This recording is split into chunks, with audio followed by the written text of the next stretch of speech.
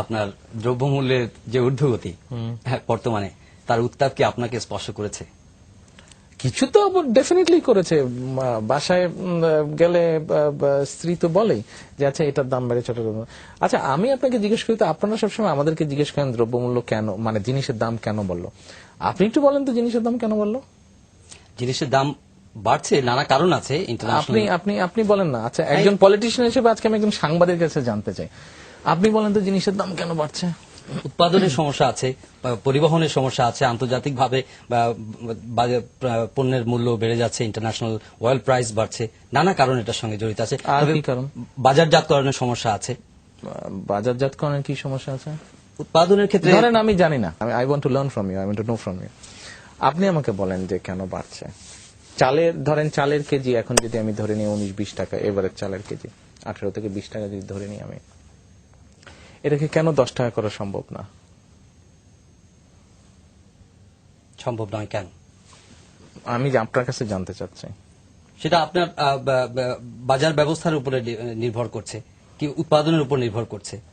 কিন্তু 10 টাকা না, 10 টাকা ধরেন আপনার ইন্টারভিউ আমি নিচ্ছি, 10 টাকা কেজি কেন দেওয়া সম্ভব না? দেওয়া কি সম্ভব? সম্ভব নয়, কিন্তু সেটা কেন সম্ভব নয়? সম্ভব নয়, আমি তো মনে করি সম্ভব।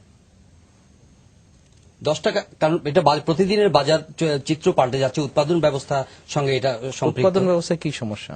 উৎপাদনে যদি আপনি প্রপারলি যদি সার, ডিজেল, বিদ্যুৎ সেগুলো যদি আপনি প্রপারলি সরবরাহ করতে না পারেন, সেক্ষেত্রে তো উৎপাদন হ্যাম্পার হতে পারে। উৎপাদন যদি হ্যাম্পার হয় তাহলে বাজারের দ্রব্যমূল্য তো স্বাভাবিকভাবে বাড়বে না। সার, ডিজেল, বিদ্যুৎ, এবার তো আল্লাহর রহমতে আপনার বাম্পার ফলন হয়েছে। তো যদি সার, ডিজেল, বিদ্যুৎ এগুলা যদি সরবরাহ করা সম্ভব না হতো, বাম্পার ফলন হলো কেমন করে?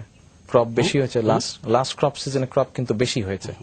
এক্সপেক্টেড যেটা গ্রোথ ছিল বা এক্সপেকটেশন যেটা ছিল আল্লাহর মতে তার থেকে বেশি হয়েছে। আমরা তো বলছি যে আপনার একটা রিজনেবল একটা প্রাইস, সেটা আপনি what is the reasonable price then for a kg, for 1 kg rice যেটা নরমালি মানুষ খায়, আপনার 28 বা 29 যেটা আছে, 28 বা 29 যেটা আছে চালে ইরি, তো এটা ধরেন 10-12 টাকা কেজি যদি দিতে হয়, কি করা যায়, কেমন করে দেওয়া যায়? সেটা আপনার চিন্তা, কারণ আপনার দল ক্ষমতায়, আপনি সরকার, জনগণের দায়িত্ব পালন করছেন এবং জনগণের কমফোর্টের ব্যাপারটা মুশকিল বুঝলাম। তো আপনার কাছ থেকে কি জানতে পারবো না? আপনার কাছ থেকে একটা জিনিস জানলে আমি গিয়ে আমার দলকে বলতে পারি, আমার দল ওটা নিয়ে চিন্তা করে, হতে পারে আপনি যদি বুদ্ধিটা বাতলে দিতে পারেন, এটা করলে দেশের মানুষ উপকৃত হবে। না, আমি তো রাজনীতিবিদ নই। রাজনীতিবিদ না, তাহলে দেশ নিয়ে তো চিন্তা করেন। রাজনীতিবিদ হলেই কি দেশ নিয়ে চিন্তা করতে হবে? সরকার তো আমি পরিচালনা করছি। ডাজন্ট ম্যাটার, সরকার আপনি পরিচালনা, কিন্তু একটা তো উপায়, বুদ্ধি বা দেশের ভালোর জন্য তো একটা আইডিয়া তো দিতে পারেন। সেটার জন্য তো আপনারা ক্লিক করলে, হ্যাঁ সেটার জন্য তো আপনারা রয়েছে। না, সেটার জন্য আমরা নেই। আমরা তো ভাই আপনাদের কাছ থেকে জিজ্ঞেস করি। আমরা রাজনীতিবিদ যদি বলেন, রাজনীতিবিদ আপনাদের কাছ থেকে জিজ্ঞেস করেই তো করে। আমি তো জানতে চাচ্ছি কিভাবে সম্ভব। হ্যাঁ, সেটা আপনারা খুঁজে বের করবেন যে কিভাবে জনগণের সহনীয় পর্যায়ে দ্রব্যমূল্যটা রাখা যায়।